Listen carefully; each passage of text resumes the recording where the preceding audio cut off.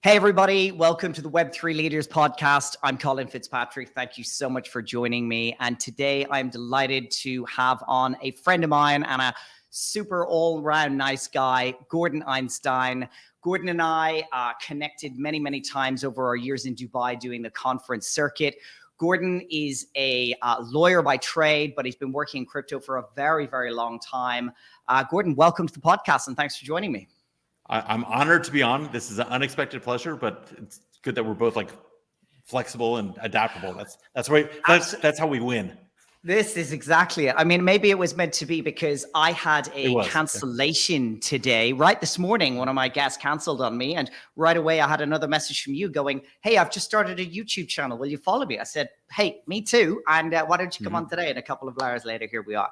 So I'm super excited to have you because this is something that I think a lot about, talk a lot about, and it's really good to nerd out and have these conversations with you as someone who is a professional in the field, one of the very few people I've seen that is very deep in crypto Web3, advising clients, strategizing, all that sort of stuff. And yeah, maybe you could tell our listeners a little bit about your background and what got you to where you are now.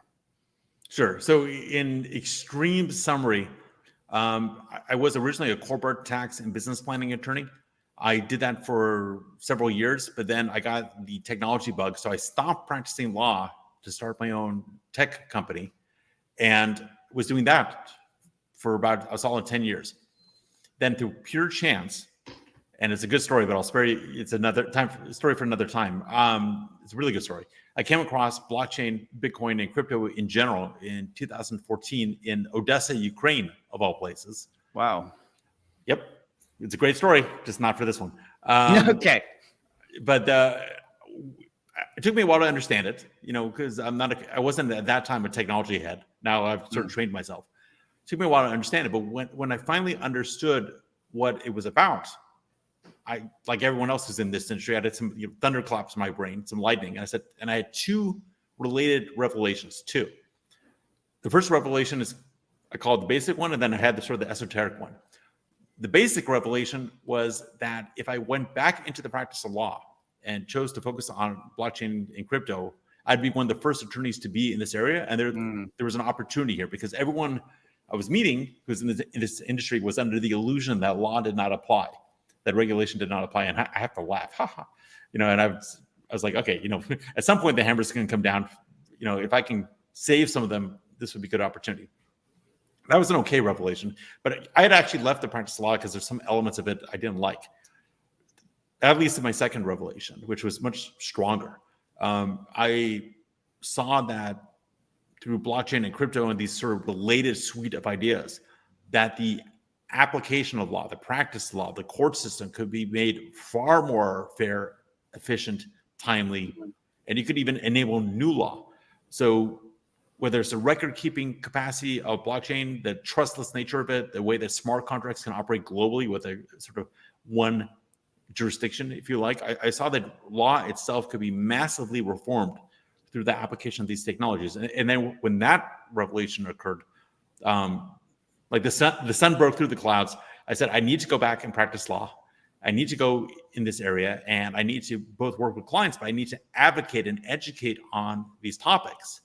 And I always joke, for a U.S. attorney or U.S.-based attorney to stop practicing law because they don't like it, and then go back into law later is the equivalent of, it's like Shawshank Redemption. It's like equivalent of escaping from prison through it's a shitty tunnel, getting out in the rain, and then going, you know what?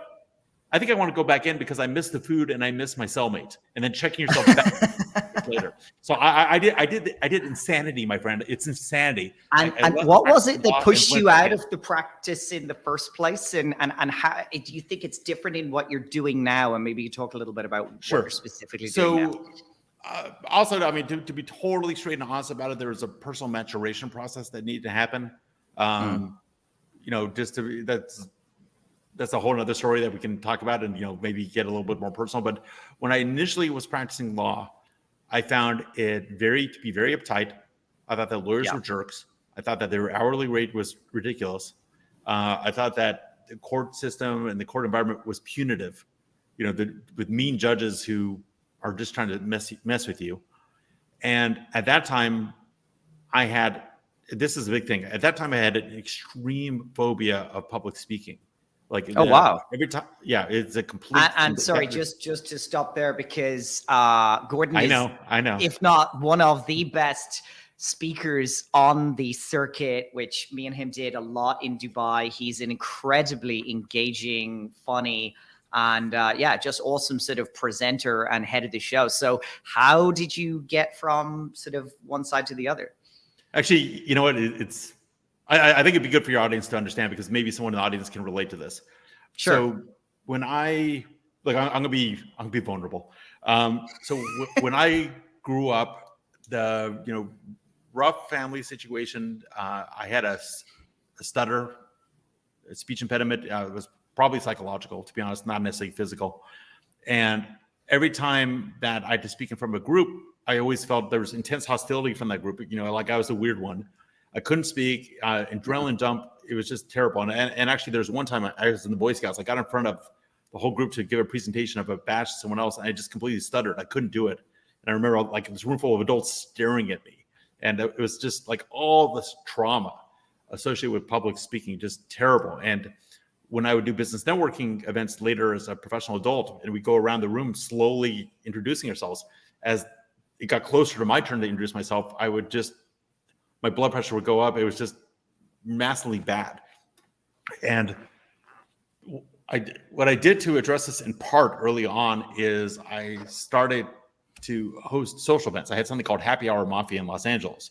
And it was my social hack because, if you attend an event, it's hard to meet people. It was hard to meet people if you were me. But if you host or organize the event, you have a good excuse to talk to everyone. You say like, hey, are you having a good time? So I started that, and I gradually acquired some social skills. This is before I started back practicing law.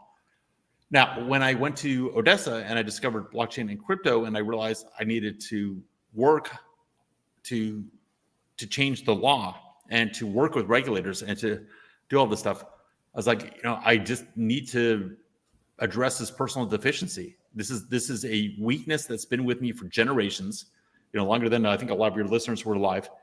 And I was like, I just got to kill this. I got to kill it. I got to kill it now. So I put myself in every public speaking opportunity I could. And it was terrible in the beginning with my heart, beating and everything else, and sweats and stutters and nervousness. And I would prepare for days and get on stage and, eke it by. And then I guess a couple of things happened. Number one, it's like when I desensitized me to the fear by just being on stage. Okay. And I got more social, and suddenly it shifted from terrible fear to like roller coaster fear. When you're on a roller coaster and you're safe, but they're like, there's a simulation of danger. So it's like a fun kind of adrenaline. Sure. I suddenly switched to that. And all of a sudden I was like, wow, I like being on stage. And then I decided, I may or may not be smart, but there's a man in my mouth who says things who's very smart. So, okay, I don't like half the stuff that comes out of my mouth. I swear, there's a little man in my mouth who's like got a PhD in law and science and everything in history and economics. And then after it comes out of my mouth, I'm like, oh, that was smart. So I learned to trust the little man who lives in my mouth and just let him talk. That's awesome. I know that sounds funny. And what also happened is I re-examined my prior relation to law. And I realized I was looking at it from a childlike perspective of like the mean adults picking on, bullying me, the innocent kid. It was a juvenile point of view. And it was the same, the reason I was afraid of going to court at that time was like, I had this juvenile idea of like, these are the adults who know what they're doing, and I'm just some kid who's gonna get yelled at. What happened is I started doing deals, and I started going up against other lawyers, and I started to realize that they were wrong often, or full of it, or lying. How so? Some lawyer was blustering on something, and I'm like, that's not what the contract says. The contract says this. Sure. He's like, what? And instead of admitting he's wrong, he's trying to cover it. I'm like, you're lying. It's like, and my justice-oriented brain, once I realized that people are just being jerks and don't really know what they're talking about, a lot of them. We'll talk about regulators in a minute. It's like then I guess my adrenaline, before my fight or flight, before my flight response was kicking in. But I'm like, look, I'm 6'2.5". I'm bigger than you are. I do jujitsu. My mouth works. I know the law. Who do you think you You are? got nothing to be scared of.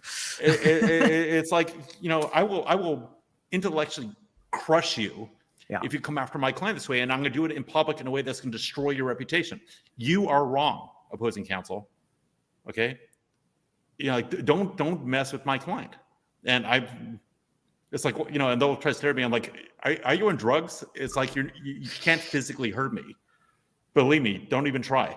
So it's like, do so you, it was do a you 180. see is there a difference between your experience about practicing, advising, strategizing around law in Web3 versus in everything else? I guess I was on a rant there for a while, but maybe your audience can relate. Listen, I just want to finish this other idea. If you're in the audience watching this and you have nervousness about public speaking or about social interaction, don't be afraid. Everyone does. I'm like an extreme case. Just gradually push yourself. Like I'm pushing my fiance, and she's really taken to it. Okay, and it's fantastic to see. You can't influence people at scale unless you either A, write, or B, speak. You got, if you care about changing the world, you need to do one, the other, or both. Ideally, both. So if you're watching this, just take it from me. I didn't expect the conversation to go this way, but I'm just telling you. If you're watching this and you're a little nervous about speaking, or you're an introvert, I'm an introvert also. Okay, my native default mode is I like reading and just being alone. But if you want to change the world, it's good to learn these skills, and you have nothing to be afraid of. So just push. So okay. Public service announcement is over. What was the question? I suppose my question was, having practiced law in the traditional world and now come into Web3, do you see any major difference? I mean, and the reason I asked that question is, and I'm sure it's different from law to what I do, but I love working in Web3 because I find everyone very open, welcoming, happy to help each other, largely non-competitive. I mean, I come from a world of tech and big companies like Oracle and Salesforce and Dell, where even in your own company and team, everyone's fighting so much and it's ultra competitive. And in the world of Web3, I can go out there to the market to a competitor that does exactly the same thing as we do. And we just go, hey, let's find a way to work together. I know this guy, I can help you out. And that's what I really love about the industry. It's so early, it's so new, everyone's trying to figure it out, and everyone's being extremely helpful and welcoming towards, a rising tide lifts all boats. But I know law is different, so is there any crossover there? I'm down with the idea of collaboration. And one thing I didn't like about law that I think I learned a good lesson, and I'm not that kind of lawyer, is I'm the lawyer that comes in to make a deal happen. I'm a deal maker, not a deal breaker. I'm here to find a good solution. I'm here to listen to the other side, unless they're like lying or trying to hurt my client. Like what I was talking about before, someone being immoral or aggressive or whatever. But if they're someone with an opposing point of view, but they're being honest about it, I'm almost always trying to understand where they're coming from. And usually it's my client who needs to put their guns away and listen. And I think I'm pretty good at that. Is Web3 more collaborative than everything else? A bit, I guess, a bit. But, everyone's collaborative when it's $10,000, and they're suddenly less collaborative when it's $10 million. So you need to, there's an expression, good fences make good neighbors. If you are gentle and professional and diplomatic, but you put the right legal guardrails in place on relationships, it solves a lot of problems later. And I'll tell you, you got to watch out for that we're all buddies mentality, because if you're starting a company and suppose you have a coder contribute code, and then you form your entity. Was that person an independent contractor, or the employee, or they a partner? Well, if there's not a formal contract in place, and they're not an employee, they're an independent contractor, and the code that they contributed is their property. You may have a license to it, but it's theirs. It's called the work for hire doctrine, and that applies almost all over the world. So there's lots of situations where founders and almost founder vendors get together, make something happen, and they get into these huge legal fights later because they weren't clear about their relationship. So I think in terms of mentoring each other and communications and brainstorming, it's all good. But when you're trying to build something, you just need to think about what you're doing. And law does apply. And you want to get a lawyer who, again, it's deal maker, not deal breaker. but it makes everyone happy later. Just being real clear. So what about the fact that there are so many gray areas in the world of Web3, of crypto, and even things like, NFTs, which I've got a little bit of experience about? There is so much, there's no precedent, people are trying to figure it out. It's just not black and white. And what are the main sort of areas that you're seeing at the moment that are either causing trouble now or will be very problematic into the future? Sure, it's a great question. So let me just tease out one thing. There is law and there is precedent. Because take NFTs, for example, take art NFTs. The primary area of law that engages is copyright.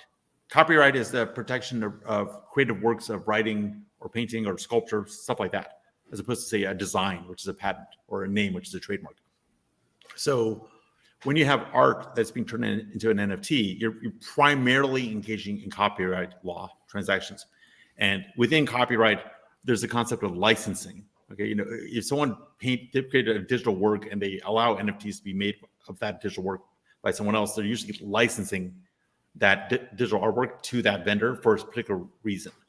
And there's plenty of law out there on copyright. There's statutes, like written code law, and there's interpretive cases out there that go to these issues. And even if there's nothing specific on NFTs, there's things that are like NFTs that the law has been applied. And your job as a lawyer is to look at that to look at the law, to look at the precedent and say, how does this apply given the new facts and circumstances?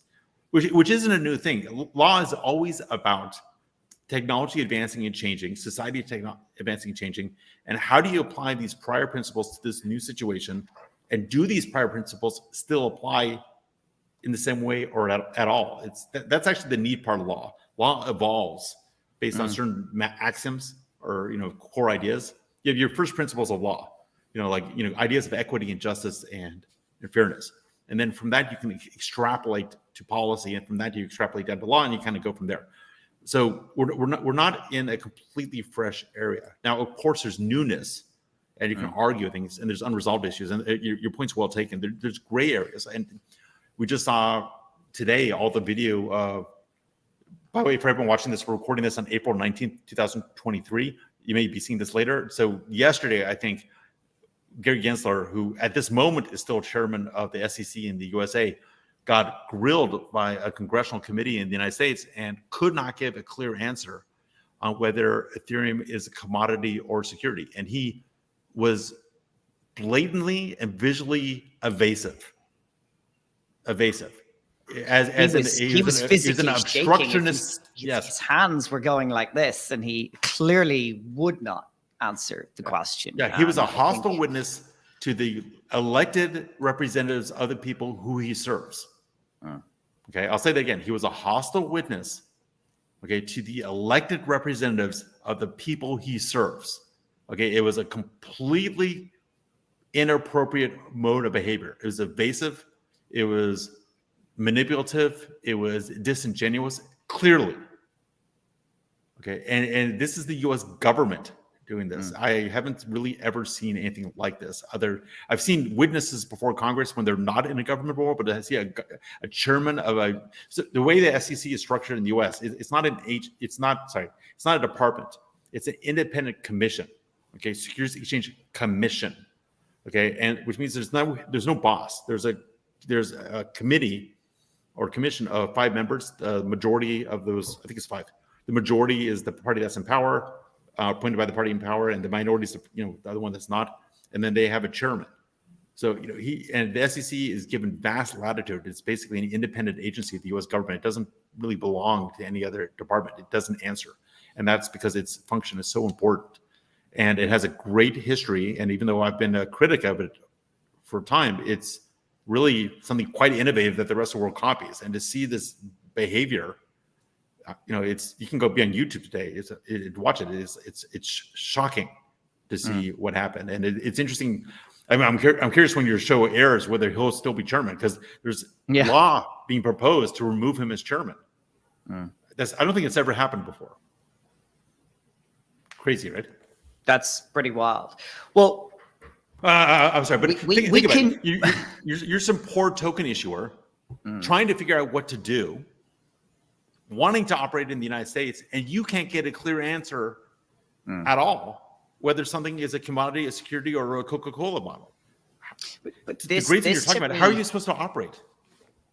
Exactly. I mean, this to me just shows you've got countries like the UAE, where we live. There is maybe the UK. There's a couple of others that are being quite open and welcoming. And then the US that is just doing everything in its power to not welcome it. You've got policy being made by people who don't understand it, probably don't want to understand it. And like we talked about earlier, I mean, I wrote about this.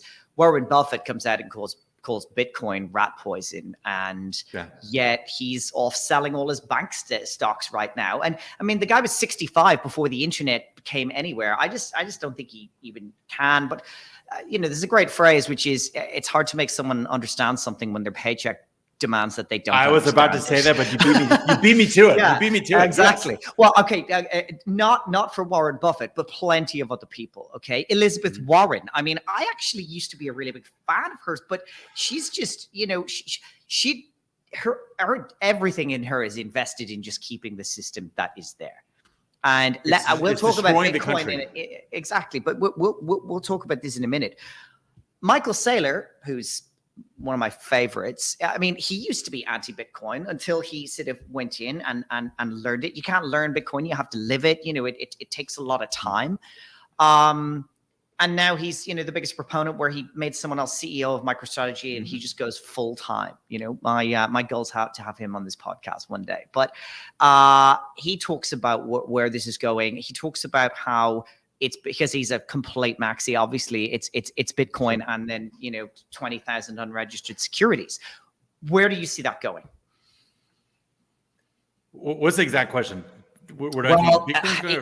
He thinks that they'll pass laws to make all other cryptocurrencies unregistered securities, and they'll all die. Okay. So you're asking a good question, and this is my specialization. I'm the guy who looks at cryptos or altcoins and decides what they are legally, based on precedent, based on law, and based on precedent. The law of the U.S. was reasonably clear. Okay, you have the two key laws in the U.S. You have the Securities Act of 33, and you have the Securities Exchange Act of 34. Both of them have a Section 2, and I think it's Section 2B in each of them, because Section A is like the mandate of the SEC. And that's a definitions section. I think it's 2B1 in both of them. And the first definition is the definition of security.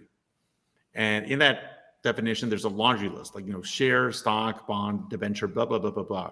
And there's also a category called investment contract.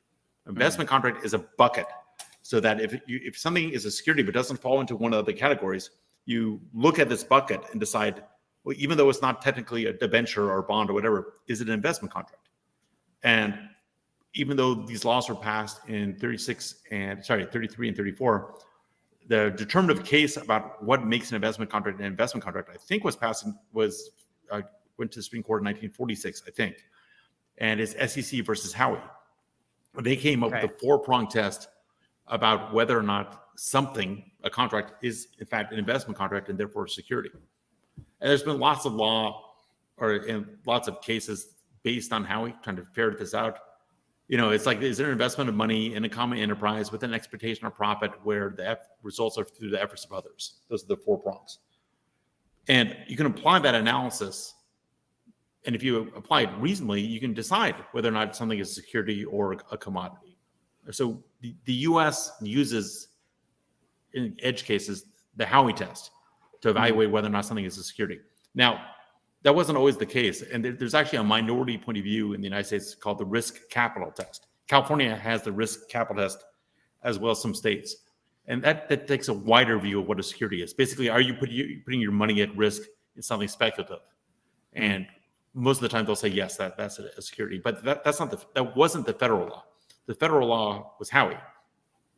Now, what, in my opinion, the SEC is doing is going beyond its jurisdiction, going beyond its mandate, going beyond the case law, and attempting to widen the definition of a security beyond what Congress had in mind and beyond what the courts have allowed. Not only is that bad just because it's inherently bad, but it's bad because it's taking jurisdiction or eating the jurisdiction or competing with the jurisdiction of the Commodity Futures Trading Commission, okay, which is the lesser known but still very important agency in the United States that regulates commodities. And notice the name is commodities. It's not Commodities Commission. It's Commodities Futures Trading Commission. So it's specifically its mandate for enforcement is commodity futures and commodity markets. It's not passing judgment on generalized real-time commodity sales. So if a token is a commodity and I just sell it to you without making a future contract and it's a fair transaction, there's not really a problem. It's only really a problem. You don't have to register the sale like you do with a security or finding an exclusion. When by broadening this definition of security and making it unclear and making everything a security, it's legally wrong and it's policy wrong. And it's clearly motivated by certain interests attempting to undermine this industry and buy time so that they can get their retirement in place before the dollar crashes. And there you go. They're destroying the U.S. in the process, or they're severely damaging. And the U.S. just to finish up, and the UAE is a good counterexample, and Switzerland is a good counterexample. You can actually go to the regulator, especially in Switzerland, and say, "Is this a security? What kind of token is this?" And they will give you their opinion, and then you know what to do. Okay, I'm rant over. No, it's good rant. What's going to happen with the dollar?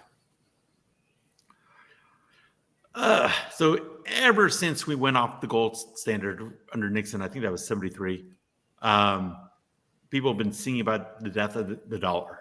And when inflation happened in the 70s, we were in this Malthusian crisis where by 1981, it would cost $1 million to get a cup of coffee. And, it was all going to be the Weimar Republic.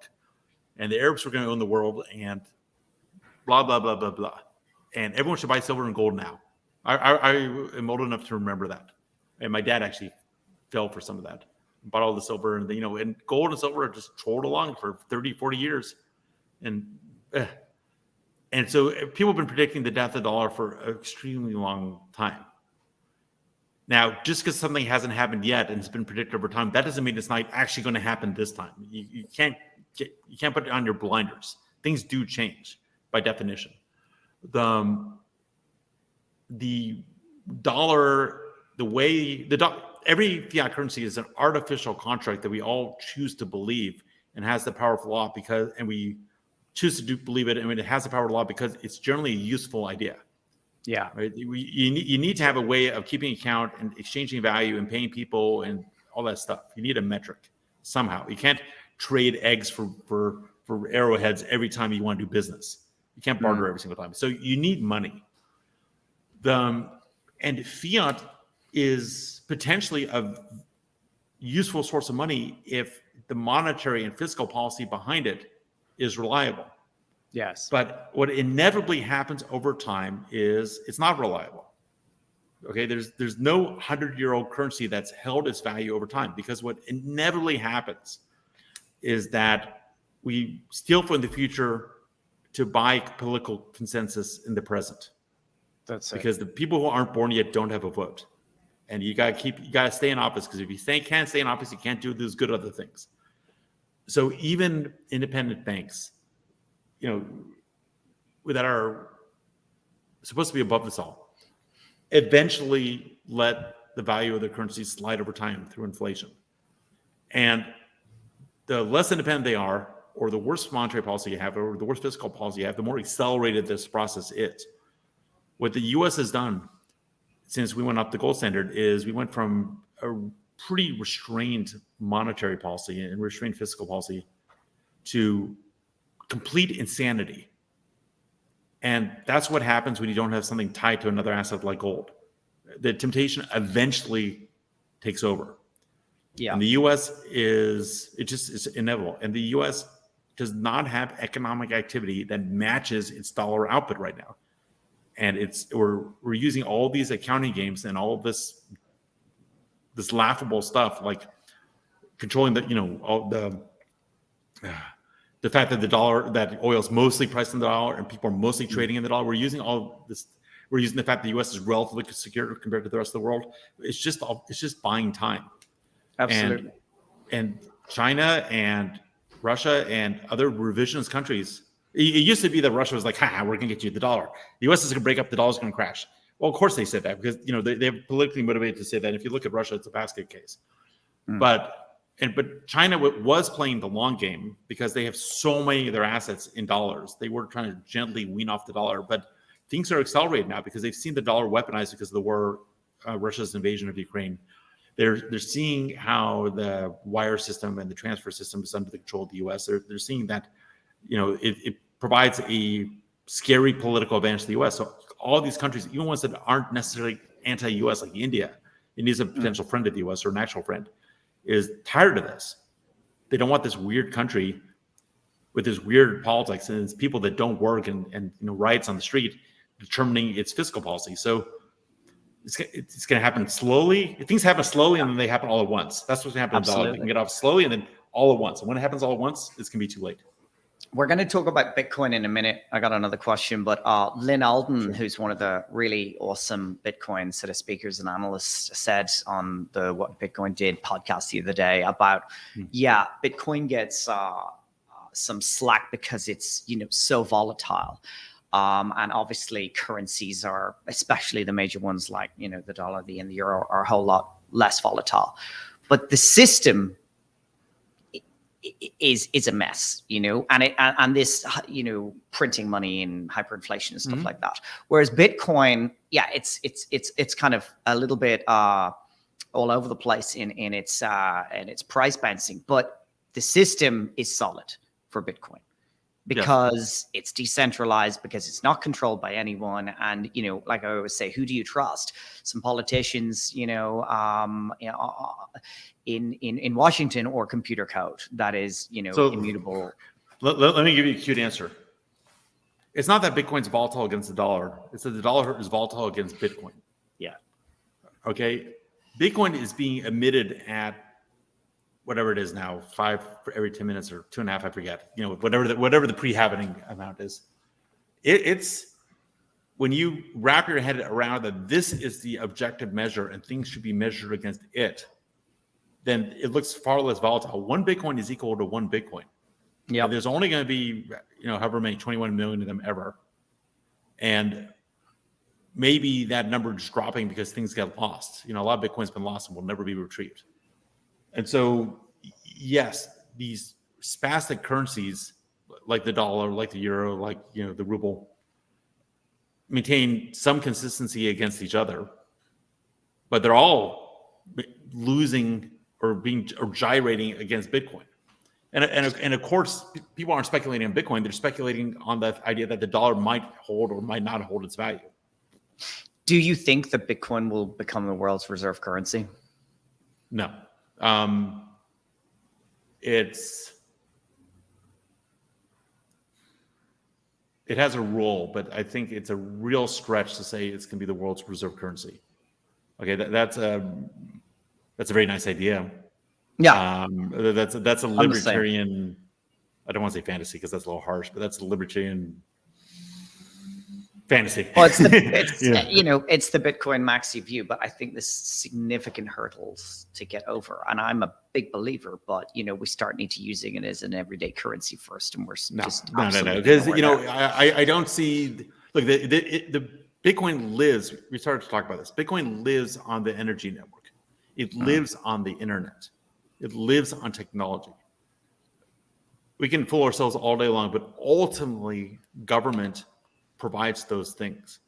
Okay, if the world breaks down into like a, Toshiba Island and IBM State and Microsoft this, we're all in a lot more trouble than we are now. If we kind of go into this corporate mercenary-based, cyberpunk world, that's not where we should be headed. It looks good when you play Cyberpunk 2077, but in real life it'd be terrible. Okay, we do need government. Okay, you can argue as the form of that government and whether it should be centralized or decentralized, but you need something. And that government will only function if it has revenue. It can make revenue by printing money. It can make money through taxation, either direct or indirect. It can make money through corporate state-owned enterprises, which you have some places like, Saudi Arabia has Aramco. taxes are the price you pay for civilization, I think Churchill said. So these governments, in order to do what they do, they're going to have a monopoly or near monopoly on the legal use of violence. And probably should. Okay, I don't want private policemen. I want someone who has some kind of public duty, public responsibility. Sure. And so because they have a monopoly or near monopoly on violence, they had the physical ability to opt out of making the Bitcoin the official global currency. Maybe will it have a extremely strong unofficial role? I hope so. I think it's a great way to keep governments honest. You know, the crypto is a threat to existing systems that are inflation and fiat and tax based. It's a way of, you know, presenting a non-stoppable alternative. But it's really going to be the global currency? I doubt it. I really doubt it. Let's talk about the energy debate. We were talking about this a little while ago. Something I feel quite passionate about, and I've got screamed at, or in the comments on some online thing trying to explain this. This is one of the problems, and maybe it's a feature, but Bitcoin is not the easiest to understand in a 5-minute conversation. I always say trying to convert someone to a Bitcoiner is like getting someone to change their religion. It's not going to happen overnight. They need to go on a self-proclaimed journey of discovery on their own. But as you can go so deep in the rabbit hole. I mean, I just first discovered Bitcoin in 2016 and, went and got so many people into it. And still now, I'm still listening to the podcast and watching the YouTube videos and still learning more and more and more. But got absolutely slighted the other day by, well, no one important, trying to say that the that the energy debate was not as it seems. Well, they're important enough to lead us to a good conversation. So there you exactly. go. Let's give them a little bit of credit. So look, you raised two interesting ideas. Okay, let me address the first one, even though it's not directly your question. So I believe, look, I have my private clients supporting my life in order that I can publicly educate and advocate for crypto and for blockchain. So we need to reach our audience. And you can do it through a megaphone like YouTube or writing. You can also do it one-on-one. I strongly believe in what I call the Johnny Appleseed approach to crypto adoption, which is when I meet random people, and I did this in Argentina, I do this everywhere. When I meet random people, okay, I have them install a wallet on their phone or their computer, and I'll send them, say, $25 worth of Bitcoin. Yeah. Right. And I have them physically go through that exercise and recognize the fact that they didn't have to put in their ID. They didn't have to do KYC. They didn't have to ask EMS permission. They didn't even have to put in their name. And they just got $25 worth of Bitcoin from a complete stranger that they met eating asado in Argentina. Then suppose I met a couple, I give it to the husband. Then I have the wife install the wallet, and I have the husband transfer 10 of those dollars or 15 of those dollars, depending on their relationship, from him to her. So they get the experience of receiving Bitcoin and transmitting Bitcoin. There's lots of, I can't name the studies, but there's lots of human experience showing, there's I hear and I forget, I see and I remember, I do and I understand. Okay? I hear and I forget, I see and I remember, I do and I understand. The way to have someone grok something, to use a Heinlein term, is to have them do it. Okay, when they do it, the brain will fill in the gaps. Maybe not immediately, but later. So the Johnny Appleseed approach is to have people install wallets and receive a little bit of Bitcoin. Then then it's not hypothetical anymore. It's not words. Then you can backfill in, hey, what actually happened? I've had a bunch of these conversations. So what I'd encourage you to do, depending on how generous you feel like, you don't have to. The problem is, when you get low Bitcoin amounts, the fees get expensive. The fees, yeah, I know. No, but it's a great idea. If you're getting a moderate windfall, this is an extremely effective tool, and people are grateful, and it opens up the conversation, and it's not hostile, and they don't glaze over because they just got money. I mean, who doesn't want to receive money? Sure, absolutely. But I think, as you said, when you explain to people that Bitcoin is completely decentralized, completely trustless, permissionless, with self-custody, no one can take it away from you.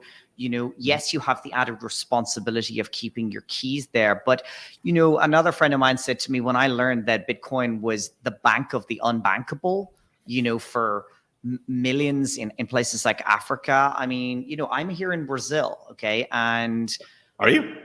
Yeah, I'm in Brazil. Yeah, I've been here for a little while. Yeah, I didn't even know that. Fantastic. So an awful lot of people here do not have bank accounts, but the Brazilian government created their own, I hate to say central bank digital currency, but it's very, very similar. It's a super simple app. It's called Pix, okay? And you can use it for absolutely everything anywhere. And you can just, I could be stopped at traffic and some guy could come up and try and sell me strawberries, and I can pay, with this digital currency. It's not on the blockchain, but it's still the same thing. It's digital.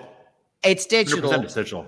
But it's not decentralized. And, but they got this to like 200 million users in like 2 years. And sometimes it has 100 million transactions in a day. It's incredible. But and we can get into, when you come back the next time, we can get into CBDCs and all of that sort of stuff. But when people really understand Bitcoin and what it is, I just talked about it yesterday. We can do it now if you want. Unfortunately, I've got to go because I got another one. Fine, but let's go into it. But that's it. And I think you're absolutely right. Everyone who is, on board like us should be finding another person every couple of days and sending them a small amount. With Lightning, it's super quick, it's super slow. I think there's things that have to be solved there. But I'm certainly a big advocate. Like yourself, I want to enable my day job to go out there and advocate for crypto, blockchain, Web3, and everything like that, because it's something I'm super passionate about. Well, I applaud you, and let me at least and you. Oh, thank you. Let me at least address the point you just made. So it's great that Brazil has that, and it's great that in China you don't need to use cash and you can pay with WeChat and all this other stuff. You can be sure that the competitive threat being posed by cryptocurrencies prompted those governments to take that approach, and they prompted banks to through Wise and Revolut and the rest of them to up their service and not take 20 years and $5,000 to send a wire, because there's a competitive threat and competition's good. So even if Bitcoin doesn't become the world currency, this is what I mean. The fact it's there and things like it are there and gaining in popularity puts pressure on existing systems to A, keep them more honest, and B, make them better. Yeah. So we help humanity by making a competitive threat to lazy, institutionalized forces, and then they can have an opportunity to have a renaissance and become better. If there's perfectly reliable fiat that doesn't inflate and does everything we're talking about and works on your phone or chip in your head, fine, great, yalla. Let's do it. Let's do it. Yeah. But that's not going to happen. Amazing. No, it's not going to happen. Thank you so much for joining me. I'm really glad that as of this morning, we reconnected after a while and here we are. I look forward to having you back on the podcast, being on yours. And everyone go follow Gordon. I'll put his socials on the screen because he does some really awesome stuff. And I'm looking forward to hearing more about it. It was a real pleasure. Thank you so much. Thanks. Appreciate it.